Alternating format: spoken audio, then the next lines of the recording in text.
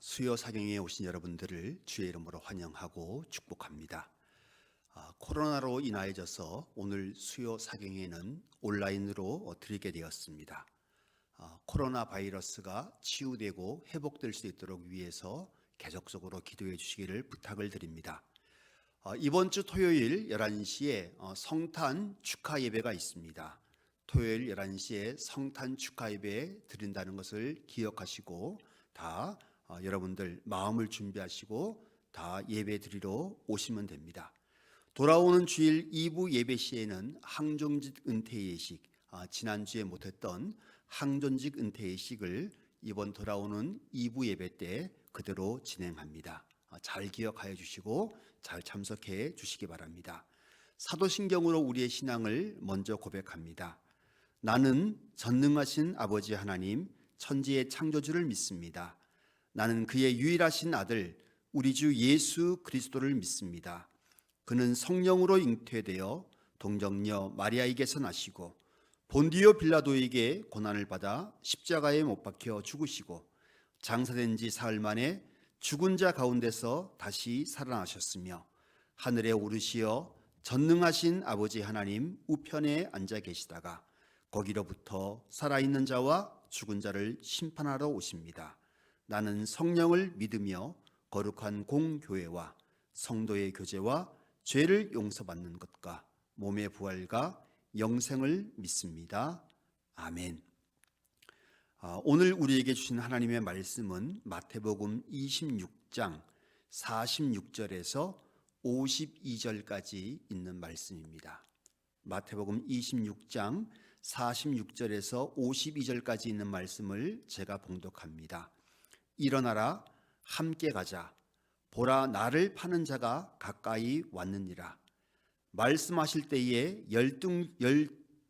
둘 중에 하나인 유다가 왔는데 대제사장들과 백성의 장로들에게서 파송된 큰 무리가 칼과 몽치를 가지고 그와 함께 하였더라. 예수를 파는 자가 그들에게 군호를 짜 이르되 내가 입맞추는 자가 그이니 그를 잡으라 한지라. 곧 예수께 나와 랍비여 안녕하시옵니까 하고 입을 맞추니 예수께서 이르시되 친구여 내가 무엇을 하려고 왔는지 행하라 하신대 이에 그들이 나와 예수께 손을 대어 잡는지라. 예수와 함께 있던 자 중에 하나가 손을 펴 칼을 빼어 대제사장의 종을 쳐 그 귀를 떨어뜨리니 이에 예수께서 이르시되 내 칼을 도로 칼집에 꽂으라. 칼을 가지는 자는 다 칼로 망하느니라. 아멘. 하나님 아버지, 주님의 거룩하신 능력으로 저희가 말씀을 들을 때에 예수 그리스도의 지식이 넘치고 그 넓으신 사랑을 경험하고 그 깊으신 진리를 깨닫게 하옵소서. 예수님 이름으로 기도합니다. 아멘. 오늘은 마태복음 101번째 강예의 시간입니다. 오늘 말씀은 예수님의 겟세마네 동산 다음에 나오는 말씀으로 예수님이 붙잡히는 모습입니다.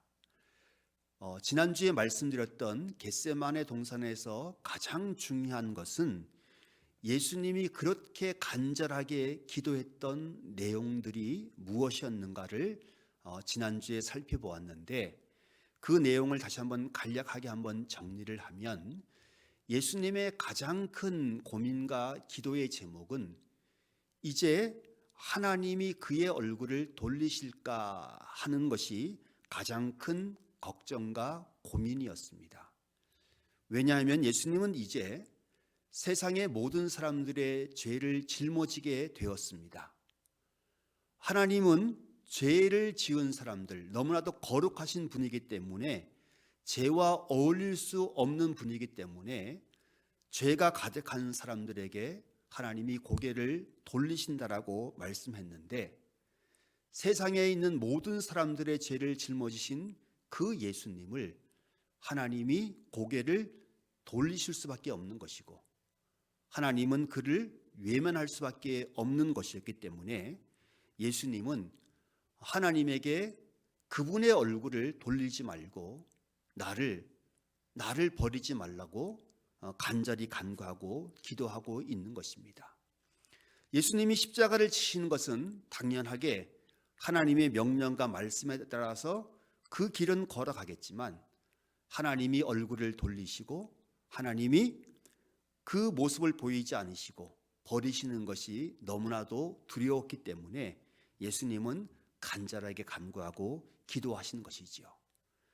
그렇게 피가 땀이 되도록 간절히 기도했지만 하나님이 거기에 응답하지 않으시니까 하나님의 뜻에 순종해져서 이제 잠을 자고 있는 제자들을 깨우면서 당당하게 자신들을 잡으러 왔던 사람들을 맞이하러 나가는 것이 오늘 본문의 내용의 시작입니다. 그래서 일어나라, 함께 가자, 보라 나를 파는 자가 가까이 왔느니라. 예수님은 아주 당당하게 말씀하고 있는 것이죠. 피하지 않고 이제 하나님의 명령과 말씀에 순종해져서 그 십자가를 지는 것을 당당하게 그렇게 나가시는 모습으로 오늘 본문은 시작을 하고 있습니다. 그때 예수님을 잡으러 온 사람 가운데 제일 앞에 누가 있었냐면 47절을 보면 열둘 중에 하나인 유다가 왔는데 누구랑 왔냐면 대제사장들과 백성의 장로들에게 파송된 큰 무리가 칼과 몽치를 가지고 그와 함께 하였더라 라고 기록되어져 있습니다. 이스라엘 사람들은 군대를 가질 수가 없었기 때문에 그들은 나무로 만든 곤봉과 같은 것, 우리는 몽치라고 번역을 했는데 곤봉들을 사용했는데 칼은 들 수가 없었습니다. 그래서 대제사장들과 백성의 장로들은 거기에 속해 있는 사람들은 칼을 가질 수가 없었는데 요한복음 18장 3절에 보면 군대와 및 대제사장들과 바리새인들에게서 얻은 하속들로 나와 있는 말씀을 보면 거기에 군에 속해 있는 사람들이 있어서 그들이 칼을 가지고 온 모습을 보여주고 있습니다. 48절에 예수를 파는 자, 당연히 가룟 유다인데 그들에게 군호를 짜서 이르렀다라고 말하는데 군호라고 하는 말은 성경에 단 한 번 번역되어서 나오는 말인데 서로 눈짓이나 어떤 행동을 통해져서 신호를 보내는 것을 군호라고 하는데 그가 했던 행위는 입을 맞추는 것입니다. 스승과 제자의 관계에서 서로 사랑한다는 표식으로 그들은 입을 맞추는 예식이 있었는데 그가 입을 맞추는 사람이 예수다라고 하는 것을 알리기 위해서 그렇게 신호를 정했다라고 48절은 기록을 하고 있습니다. 그리고 나서 49절에 예수께 나와서 랍비여 안녕하시옵니까 하고 입을 맞추니 우리 성경에는 입을 한 번 맞췄는지 몇 번 맞췄는지는 잘 알 수 없지만 원문을 보면 계속적으로 지속적으로 아주 여러 차례 다정스럽게 입을 맞추었다라고 하는 말씀으로 기록되어져 있습니다. 그래서 가룟 유다가 그렇게 한 이유는 예수님이 누구인지 확실하게 알게 하기 위해서 아주 천연덕스럽게 그렇게 배신의 일을 그가 그렇게 행한 것입니다.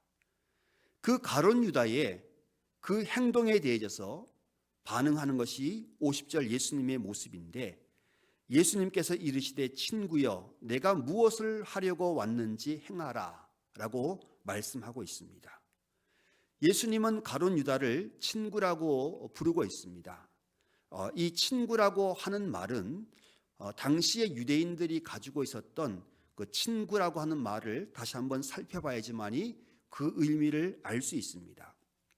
유대인들은 신앙인을 우리식으로 얘기하면 A, B, C 등급 세 개의 등급으로 나누었습니다. 그래서 암하레츠라고 하는 것은 땅에 속한 사람들인데 다른 말로 이야기하면 하늘과는 상관없는 죄인들의 무리들을 암하레츠 이렇게 불렀고 나아만이라고 하는 두 번째 계급이 있었는데 그 두 번째 계급은 계명을 지키는 사람들 나아만이라고 하는 사람들이 있었습니다. 이 사람들은 신뢰가 가는 사람들, 믿을 수 있는 사람들을 말하는 것인데 이 나아만이라고 하는 명성을 들으려면 3명 이상의 증언자들이 있어야 하고 그리고 지난 30일 동안에 레위인들을 위한 11조, 성전을 위한 11조 예루살렘을 위한 11조를 드린 것을 증명해야 되고, 자신이 잊고 쓰는 모든 것에서 11조를 드렸다는 것을 증명해야 되고, 자신은 땅에 속한 사람들과 같이 앉거나 사고 팔거나 음식도 먹지 않았다라고 증언해 주는 사람들이 있어야지만이 나아만이라고 하는 두 번째 그룹에 들어가게 됩니다. 그리고 최고로 높은 하베르라고 하는 그룹이 있는데, 가장 계명을 정성껏 지키는 사람들, 하나님을 가장 정성껏 사랑하는 사람들을 하베르라고 하는데, 우리 성경은 이것을 친구라고 번역을 했습니다. 이 명칭을 얻기 위해서는 나아만의 칭호를 얻기 위한 것은 기본이고, 그것보다 더 심한 정결법과 부정법이라고 하는 여러 가지가 있는데, 그것을 완벽하게 다 지켜야 되는 것이고, 항상 지혜로운 학생이 되어져서 하나님의 말씀을 배우는 일을 꾸준하게 하는 사람들을 하베르, 친구라고 그들은 불렀습니다. 예수님이 가룟 유다를 친구라고 불렀던 이유는 간단하죠. 예수님을 통해서 하나님의 말씀을 들었고 하늘나라의 법을 배웠는데, 너는 하나님의 법을 지키는 가장 하나님을 신실하게 사랑하는 사람이라 라고 그를 불러준 것이죠. 가룟 유다는 거짓으로 위선적으로 선생님하고 입을 맞추었지만, 예수님은 가장 진솔하게 그가 하나님의 법을 지키기를 바라는 마음으로서 그를 친구라고 불러주신 것입니다. 그런 가운데 예수와 함께 있던 사람들 중에서 하나가 칼을 빼어서 대제사장의 귀를 떨어뜨렸다, 대제사장의 귀를 쳤다라고 하는 말씀이 나오고 있습니다. 대제사장의 종의 이름이 요한복음에 보면 말고라고 나오는데, 유대의식의 표현을 한번 잘 이해를 해야 되는데, 여호수아를 모세의 종이라고 성경은 기록을 하고 엘리사를 엘리야의 종이라고 부르는 것처럼, 대제사장의 종은 대제사장 바로 밑에 있는 사람을 대제사장의 종이라고 불렀습니다.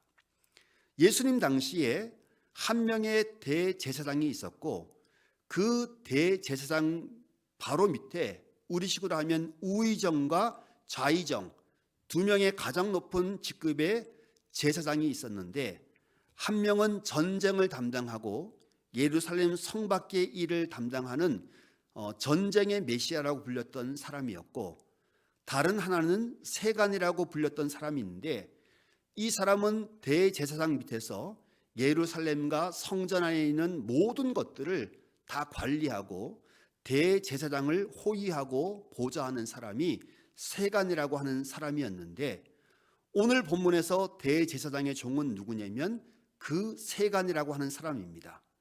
다음에 대제사장의 직을 이어받을 사람이었는데, 그 사람의 이제 귀가 잘리게 된 것입니다. 귀가 잘리게 된 것이 뭐 그렇게 큰 일이냐라고 생각할 수 있지만, 예수님 당시에 귀가 잘린 사람이나 손가락 하나가 잘린 사람들은 성전에 들어갈 수가 없었습니다. 그들은 부정한 사람들이었기 때문에 하나님께 나와서 예배를 드릴 수가 없었습니다. 귀가 잘렸다고 하는 것은 그 사람이 이제 제사장의 직분을 감당할 수도 없고, 그 모든 직분을 다 내려놓고 이제 성 밖에 있는 사람들, 가장 땅바닥에 살아가는 사람들, 손가락질 받던 사람들과 함께 어울려 살아가는 존재가 되게 되는 것입니다. 그래서 예수님께서는 어떻게 하냐면, 그를 불구자로 만들지 않고 그의 길을 다시 한번 고쳐주는 일을 행하게 되는 것이죠. 왜 예수님이 그렇게 하시는가? 마태복음에서는 명확하게 말씀하고 있는데, 예수님이 이 세상에 오신 목적은 세상의 모든 사람을 구원하기 위해서 그렇습니다. 그들의 육체적인 질병이나 귀신 들린 사람들이나 아니면 가난해서 율법을 지킬 수 없는 그 모든 사람들, 이방인들, 그 모든 사람들의 죄를 사하고 그들을 고쳐주시고 회복시켜 주어서 하나님의 나라에 들어가게 하기 위해서 예수님이 이 땅에 오신 것처럼, 예수님을 잡으려고, 예수님을 죽이려고 하는 그 모든 사람들도 하나님의 나라에 들어갈 수 있도록 하기 위해서 그 대제사장의 종, 그 다음에 있는 부관에 있는 그 사람의 길을 온전하게 고쳐주어져서 제사장의 직분을 감당하게 만드는 것이 예수님의 모습이었습니다. 그리고 예수님께서 말씀하시죠. 내 칼을 도로 칼집에 꽂으라. 칼을 가진 자는 다 칼로 망하느니라. 이 말씀을 좀 약간 오해할 수도 있는 말씀입니다. 이 말은 당시에 유대인들이 자주 사용했던 말이었습니다. 어떻게 보면 갈릴리 지역은 항상 반란이 일어났던 지역이었고, 반란이 일어나면 갈릴리 지역 출신들이 가장 주동이 되었다라고 역사는 항상 기록을 하고 있습니다. 그래서 그들은 항상 칼을 지니고 다녔는데, 문제는 뭐냐면 그들이 어떤 로마 군인 한 사람을 암살을 하게 되어져 가면 로마 군인들은 반드시 보복을 해서 몇 개의 마을을 완전히 불태우고 거기에 있는 사람들을 다 죽였습니다.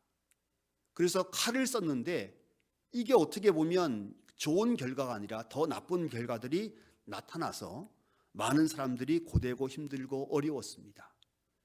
또 반란을 일으켰던 사람들은 정상적인 농사나 생계수단이 없었기 때문에 당연히 이스라엘 백성들에게 있는 물건들을 노략질하고 강탈할 수밖에 없었습니다. 그래서 그들은 강도라고도 불렸는데, 그래서 검을 가진 자는 검으로 망한다라고 하는 말은 그 당시의 배경을 말해주고 있습니다.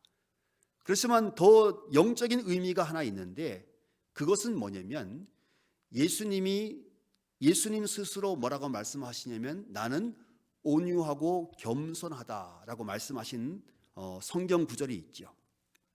마태복음 11장에 나는 온유하고 겸손하니 나의 멍에를 메라, 내게 배우고 나의 멍에를 메라 라고 하는 말씀이 나오게 되는데, 온유와 겸손이라고 하는 말이 왜 중요하냐면 그 옛날 이스라엘 백성들이 바벨론에 망하기 전에 그들은 하나님을 의지하지 않고 그들은 칼을 의지했습니다.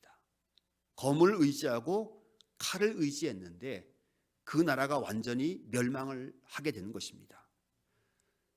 그래서 그들은 바벨론의 포로로 잡혀가서 거기서 깊은 반성과 회개의 시간을 하게 되는 것이죠. 그래서 그들이 뭐라고 반성하고 회개하냐면 다시 한번 고국 땅에 다시 한번 돌아가게 되어져 간다면, 다시 한번 예루살렘에 돌아가게 된다면 어떤 순간이 온다 할지라도 칼을 들거나 검을 들지 않고 하나님의 명령과 말씀에 순종해져서 하나님이 하나님의 나라를 만들어가는 것을 우리가 보겠습니다. 그런 삶을 살겠습니다 라고 다짐을 하게 되는 것이고, 다시 오실 메시아는 그렇게 온유하고 겸손하게 그 땅을 다스리게 될 것이다 라고 예언이 나오게 되는 것입니다. 그래서 예수님께서 말씀하시는 것은 하나님의 나라, 진정한 평화, 천국은 어떻게 이루어지는 것이냐면 온유하고 겸손하게 하나님의 명령과 말씀을 지켜 행할 때 이루어지는 것이다 라고 말씀하고 있는 것입니다. 오늘 본문은 두 가지의 교훈을 주지요. 가룟 유다와 같은 사람을 용서하시는 예수님의 모습을 보여줍니다. 용서를 넘어서 그를 축복하고 그를 친구라고 불러주는 모습을 오늘 본문이 보여주고 있는 것이죠. 우리의 부모님이 우리를 끝없이 용서하고 우리를 사랑하고 격려한 것처럼 우리 주님은 항상 우리를 용서하고 격려하고 그 믿음의 길을 걸어가기를 바라시는 것이지요. 두 번째, 우리 주님은 검으로는 하나님의 나라가 오지 않는다고 분명히 말씀하고 있습니다. 이것은 이스라엘 역사가 말하고 있는 것이고 우리 주님이 보여주신 삶으로서 그 모든 것을 말씀하고 있습니다. 우리 주님은 천군과 천사를 동원해줘서 불로 이 땅에 하나님의 나라를 만들지 않으셨고, 십자가의 길, 하나님의 명령과 말씀에 순종하는 온유와 겸손의 길을 통해져서 하나님의 나라를 만들어 가셨습니다. 그래서 우리 자신은 우리에게 능력과 지혜나 우리의 힘과 권력을 의지하는 것이 아니라 어떤 순간이 있다 할지라도 항상 온유하고 겸손하게 하나님의 명령과 말씀을 따라서 살아가는 삶을 살아야 할 것입니다.